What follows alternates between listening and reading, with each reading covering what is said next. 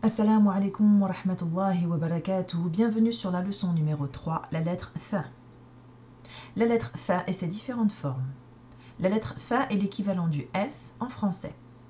Comme pour les précédentes leçons, je vais passer avec mon curseur par-dessus les lettres pour que vous puissiez situer l'écriture.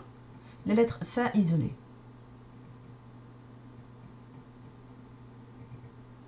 Fa fil aoul.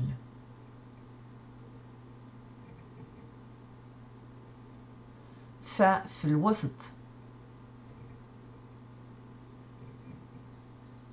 حرف الفاء في الآخر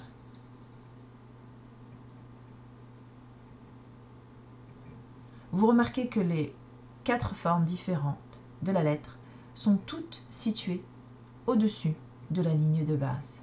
Elle ne descend pas en dessous. Écriture. Comme pour les précédentes leçons, rendez-vous sur le blog arabe-video.com, téléchargez le document associé à la leçon numéro 3, imprimez-le et entraînez-vous à l'écriture. Vous pouvez aussi nous rejoindre et retrouver ces documents sur Facebook. Les harakat ou le harf al-fa. Les harakat, donc les accents. Fa fil awl, je rappelle, ici le trait au-dessus, c'est la fatha, c'est le son A. Ici, le petit 9 au-dessus, c'est la dhamma, le son OU. Ici, le trait en dessous, c'est la kasra, le son I. Fa, fou, fi, ce sont des sons courts. Pour prolonger les sons, nous rajoutons 3 lettres de l'alphabet. Pour prolonger le son A, on rajoute le harf alif, la lettre alif, et ça nous donne fa. Pour prolonger le son OU, on rajoute la lettre waw, et ça nous donne fou. Pour prolonger le son I, on rajoute la lettre ya, et ça nous donne fi. Remarque, la lettre alif et la lettre waw font partie des 6 lettres qui ne s'attachent pas par la gauche. Toutes les lettres qui suivront ici seront des lettres de début de mot et ne s'attacheront pas avec la lettre alif. Fa fil wasat. Toujours la même prononciation, à la différence près de la forme de la lettre fa. Fa, fou, fi. Fa, fou, fi. Ici, je rappelle, shadda, une haraka qui permet d'insister sur la lettre sur laquelle elle est située. Ça nous donne f. On double la lettre. Ici, sukun nous permet de marquer l'absence de voyelles. Ça nous donne f. Fa, fou, fi. Fa, fou, fi. F, fa, f. حرف الفا في الآخر. Toujours la même prononciation, seule la forme de la lettre change. Fa, fou, fi. Fa, fou, fi. Les tanwin. Tanwin ma'al fatha. Le support de tanwin ma'al fatha est toujours le alif. Il doit obligatoirement y avoir la lettre alif quand on a ce son-là. Ça nous donne fan. Tanwin ma'al dhamma. Ça nous donne le son fun. Tanwin ma'al kasra, ça nous donne le son fin. Fan, fun, fin. Ici, nous avons la shadda, nous doublons donc la prononciation de la lettre fa. Fou, fi. Je rappelle, quand le trait est au-dessus de la shadda, c'est la fatha, c'est le son A. Quand le trait est en dessous de la shadda, c'est le son I, c'est la kasra. F. C'est à vous. Fa. Fou, fi, fa, fou, fi, fen, fun, fin, f, fou, fi, f. Nous allons passer à un bref exercice, comme pour les précédentes leçons. Avant de passer à cet exercice, j'insiste, comme pour les précédentes leçons, sur la prononciation. de ces différentes lettres. Ici, vous n'avez pas la shidda, vous n'insistez pas sur la lettre fa, ça nous donne fa. Ici, vous avez une shidda, vous devez doubler la lettre fa, ça nous donne fa. Fa, fa, fa, fa. Exercice. Je vais vous donner 3 différents mots à écrire. Pour pouvoir les écrire, on va y aller dans un premier temps doucement. On va donc écrire tout d'abord les lettres isolées séparées composant le mot que je vais vous dicter. Le premier mot que nous allons écrire, c'est nefsin, les âmes. C'est le seul mot d'ailleurs qui voudra dire quelque chose. Dans nefsin, on entend 3 lettres. On entend na, f et sin. Maintenant, écrivez-moi séparément ces 3 lettres. On y va. Tout d'abord, na, en lettres isolées.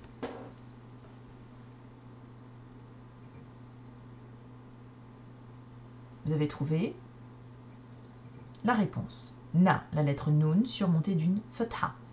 Maintenant, le son f.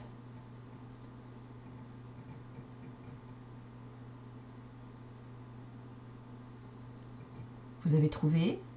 Alors, j'ai dit f, c'est-à-dire qu'il n'y a pas fa, fou, fi.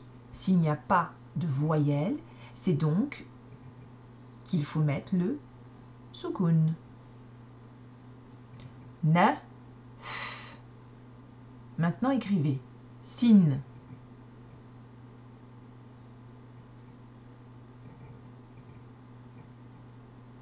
Vous avez trouvé? Voilà, il nous faut donc tanwin mal kasra. Alors ces 3 lettres-là sont séparées. Vous allez maintenant les attacher et les écrire. Attachez, c'est à vous.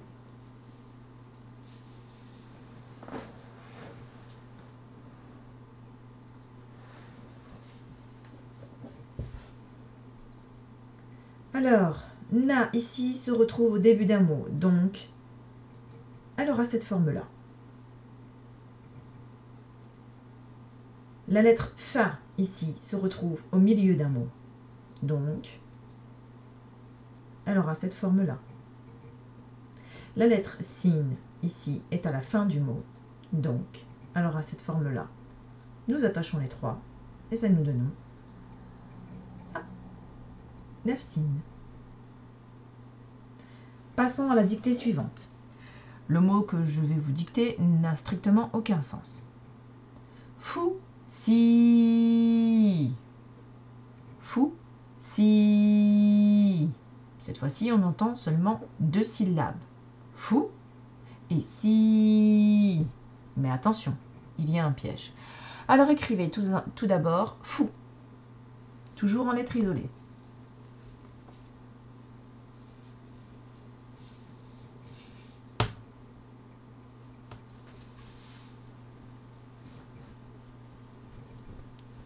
Vous avez trouvé? Voilà, la lettre fou, la lettre fa doit être surmontée d'une dhamma. Maintenant, écrivez si.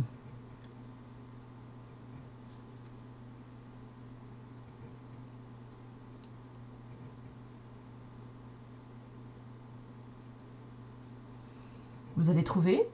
Pour faire le son si, il nous faut la lettre sin avec une kasra. Mais là, attention, j'ai pas écrit si, j'ai écrit si. Donc j'ai écrit un son court. Qu'est-ce qu'il faut que je rajoute pour pouvoir prolonger la lettre? La lettre ya. En rajoutant la lettre ya, je fais le son si. Donc effectivement, j'ai 2 syllabes, mais je me retrouve avec 1, 2, 3 lettres, parce que ces deux-là ensemble ne donnent qu'une seule syllabe, mais prolongée. Écrivez maintenant ces 3 lettres en attaché.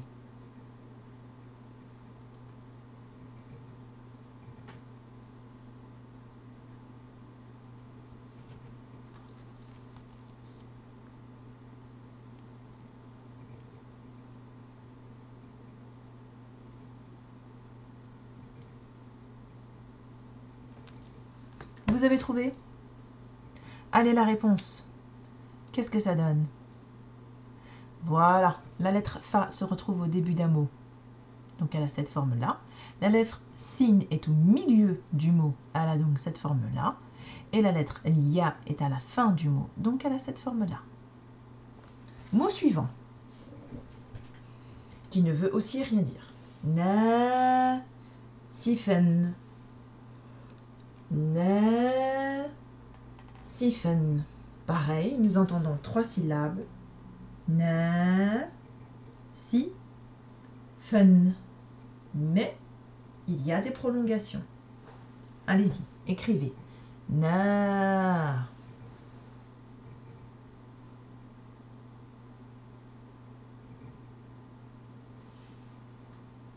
Vous avez trouvé? Oui, il nous faut la lettre Nun prolongée avec un alif.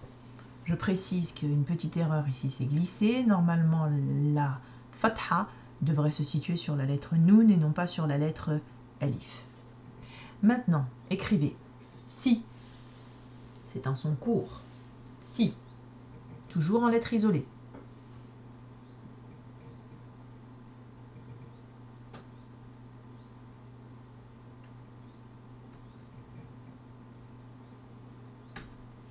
Voilà, la lettre si, c'est comme pour juste au-dessus, surmontée d'une kasra. Maintenant, fan, il y a un piège. Fan.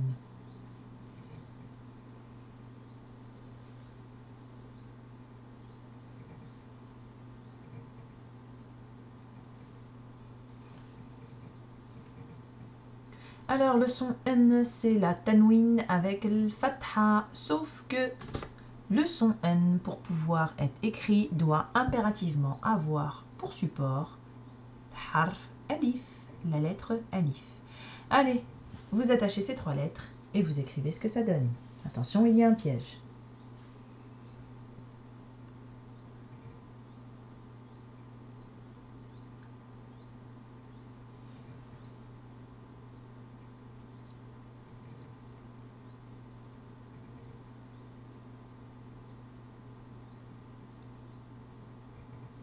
Allez, la réponse. Où était ce piège? Eh bien, tout simplement, la lettre alif fait partie des lettres qui ne s'attachent pas par la suite, donc par la gauche, ce qui signifie ici que la lettre sin, bien que se trouvant au milieu de ce mot, devra prendre l'écriture dans début de mot, puisque la lettre alif devant ne s'attache pas. Na, si, fan. Allez, c'est la fin de la dictée. Nous allons passer maintenant au repérage de la lettre Fa dans la sourate Al-Falaq. Comme pour le précédent cours, je vais dans un premier temps vous la lire très doucement, de telle sorte que vous essayez de repérer les sons que vous connaissez. Sourate Al-Falaq. Bismillahi ar-Rahmani ar-Rahim. قل أعوذ برب الفلق من شر ما خلق ومن شر غاسق إذا وقب ومن شر النفاثات في العقد ومن شر حاسد إذا حسد. On y va. Repérons les lettres maintenant que vous avez apprises. Commençons déjà par le titre. Surat al-Falaq. Qu'avez-vous repéré? Effectivement, la lettre sin surmontée d'une damma. Sou. La lettre fa surmontée d'une fatha. Fa. Fa, laq. Y en avait-il d'autres? Non. Ceci n'est pas la lettre fa. Ceci est la lettre qaf. À quoi peut-on la différencier de la lettre fa? Premièrement, je vous ai dit que la lettre fa ne descendait pas en dessous de la ligne de base. Or, on le voit très nettement ici que la lettre qaf descend en dessous de la ligne de base. Ensuite, il y a 2 points sur la lettre qaf, alors qu'ici il n'y en a qu'un seul. Ces 2 lettres sont totalement différentes. Passons à Bismillahirrahmanirrahim. Quelle lettre avez-vous repéré que vous avez déjà apprise? La lettre sin, ici, surmontée d'une soukoun. S. Quoi d'autre encore? La lettre noun, ici, surmontée d'une kasra. Ni. Y en avait-il d'autres? Non, il n'y avait pas d'autres lettres. Passons à la première ayat. Qul a'udhu bi rabbil falaq. Qu'avez-vous repéré comme lettre connue? La lettre fa, ici, surmontée d'une fatha. Ça nous donne le son fa. Il y avait-il d'autres lettres dans cette ayat? Non, pas d'autres lettres connues. Celle-ci, encore une fois, est la lettre qaf puisqu'elle a 2 points. Deuxième ayat. Avez-vous repéré d'autres lettres connues? Oui, la lettre noun, ici, toute seule et à la fin d'un mot. Min. Y en a-t-il d'autres? Non, ceci est la lettre shin et non pas la lettre sin. La différence, c'est qu'elle comporte 3 points au-dessus de la lettre. Là encore une fois, vous avez la lettre qaf, différente de la lettre fa. La lettre qaf descend en dessous de la ligne de base et comporte 2 points. Ayat suivante. Repérez les lettres que vous connaissez. Encore une fois, la lettre noun à la fin d'un mot. Mais encore, il y en a d'autres. Il y en a une autre. Effectivement, ici, la lettre sin surmontée d'une kasra. Donc, c'est le son si. Y en avait-il d'autres? Non. Passons à la ayat suivante.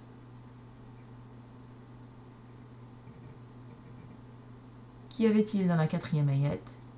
Encore une fois la lettre noun, min. Ici, dans ce mot, vous avez 2 lettres connues. Vous avez la lettre noun, ici, au milieu d'un mot. La lettre noun est surmontée d'une shadda et d'une fatha. Donc, on insiste sur la lettre. Ici, vous avez la lettre fa surmontée d'une shadda aussi et d'une fatha. Ces lettres ont 2 particularités et donc je vais prendre le temps, 5 minutes, pour vous en parler puisqu'on sera amené à rencontrer ce genre de choses dans d'autres sourates ou dans d'autres mots. Premièrement, quand j'ai prononcé ce mot, j'ai dit nafathati. Alors, ici, devant, il y a normalement un article. Cet article-là ne se prononce pas et se retrouve littéralement avalé par la shadda. Cette shadda, quand elle se retrouve en début d'un mot, avale l'article. Je vous donne un autre exemple. Le mot qui est là, ici, a ce même article. Sauf qu'ici, il se prononce. On dit al-uqad. Al-uqad se prononce parce qu'il n'y a pas de shadda sur la lettre qui suit. Par ailleurs, vous remarquez que cette lettre-là, que vous verrez plus tard et qui est la lettre lam, comme le L, est surmontée d'une soukoun, alors que celui-là ne l'est pas. Donc, quand vous voyez cet article ici et qu'il n'y a pas de soukoun sur cette lettre et qu'il y a une shadda, vous saurez que cet article-là ne se prononcera pas. Ne vous inquiétez pas si vous oubliez cette remarque, puisque de toute façon, je vous la referai assez régulièrement dès qu'on trouvera un mot. Autre remarque, quand j'ai prononcé ce mot, j'ai dit nafathati. J'ai insisté, j'ai prolongé le son A. Or, vous ne voyez pas de elif ici. Pas en tout cas comme dans le mot ici. Mais comment ça se fait que je prolonge? Eh bien ici, en tout petit, vous voyez ce petit trait-là, ça représente un petit elif. Eh bien dans le Coran, c'est assez courant de voir ça. Et quand vous le verrez, eh bien vous prolongerez le son. Donc nafathati. Donc noun ou le fa. Est-ce qu'il y avait d'autres lettres que vous connaissiez? Oui, il y a celle-là, la lettre fa surmontée d'une kasra, donc le son i, fi. Mais je n'ai pas dit fi, j'ai dit fi. Mais Ceci est un petit peu différent de ce qu'on a vu jusqu'à présent. Nous, jusqu'à présent, on avait vu la lettre Ya avec 2 points en dessous. Et bien ça aussi, c'est une particularité du Coran. Selon certains livres, parfois, ils omettent de mettre les 2 points en dessous de la lettre Ya. Et pourtant, c'est une lettre qui se prolonge et qui donnera le son Fi. Bien, parenthèse fermée. Y avait-il d'autres lettres que vous connaissiez dans cette ayat? Non. Ayat suivante et dernière ayat. Quelles sont les lettres que vous connaissez? La lettre Noun, ici encore une fois, à la fin d'un mot. Y en a-t-il d'autres des lettres? Oui. La lettre Sin surmontée d'une kasra, le son Si. Encore une fois, ceci n'est pas la lettre Sin. Y en avait-il d'autres? Oui. Encore une fois ici la lettre Sin surmontée d'une fatha, c'est-à-dire ça. Bien, l'exercice de repérage est terminé. Nous allons passer maintenant brièvement au tafsir de la Surat al-Falaq.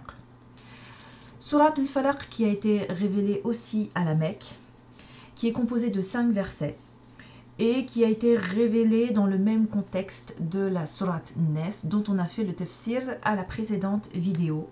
Donc brièvement, le contexte, je rappelle que le prophète sallallahu alayhi wa sallam avait été ensorcelé et que ces 2 sourates donc sont descendues afin de le désensorceler. Bismillahirrahmanirrahim, au nom donc d'Allah, le tout miséricordieux, le très miséricordieux. Qul a'udhu bi rabbil falaq. Alors, nous disons que nous cherchons la protection auprès de l'aube naissante. L'aube naissante, c'est le début du lever du jour. C'est l'heure à laquelle le matin, donc, nous nous levons pour faire la prière du Fajr. C'est le moment où on commence à distinguer un fil fin de lumière au milieu de l'obscurité.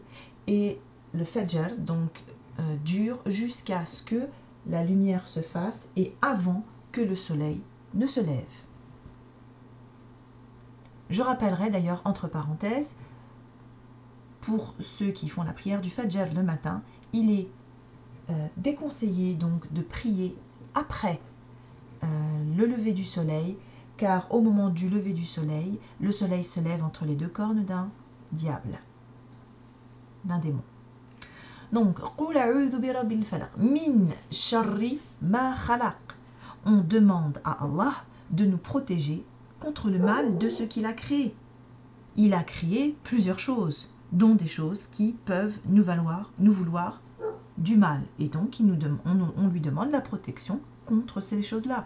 Qu'est-ce qui peut nous vouloir du mal? Les shayatines, les djinns, etc. Min sharri ghasiqin idha waqab. Contre le mal de la nuit quand elle s'approfondit.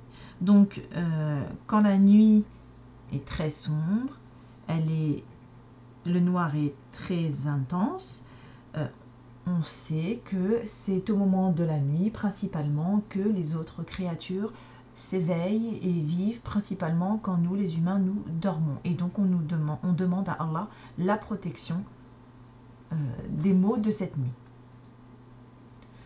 Wa min sharri nafathati fil uqad. On demande protection contre le mal de celles qui soufflent sur les nœuds, tout simplement des sorcières, c'est-à-dire les personnes qui ensorcellent les gens, qui font sihr. Wa min sharri hasidin idha hasad. Contre le mal de l'envieux quand il envie. C'est-à-dire qu'il y a des personnes qui font du mauvais œil. Qu'est-ce que c'est? C'est-à-dire que Allah accorde des bienfaits à certaines personnes et pas à d'autres. Eh bien, il y a des personnes qui souhaiteraient non seulement avoir ce que vous avez, mais ne souhaitent pas que avoir ce que vous avez. Ils souhaiteraient que vous ne l'ayez pas et que seulement elles l'aient. Eh bien, ça, c'est donc le mauvais œil. Et ces personnes qui souhaitent que ces bienfaits vous disparaissent et que le mal s'abatte sur vous, eh bien, vous demandez à Allah qu'il vous en protège. Voilà, c'est la fin de cette leçon.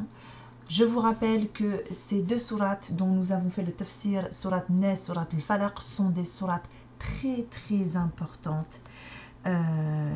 Que ces sourates sont protectrices et qu'il est conseillé de les réciter au lever au coucher et après chaque prière. Je me suis basée sur le tafsir du savant Ibn Kathir, radiallahu anhu. Assalamu alaikum wa rahmatullahi wa barakatuh.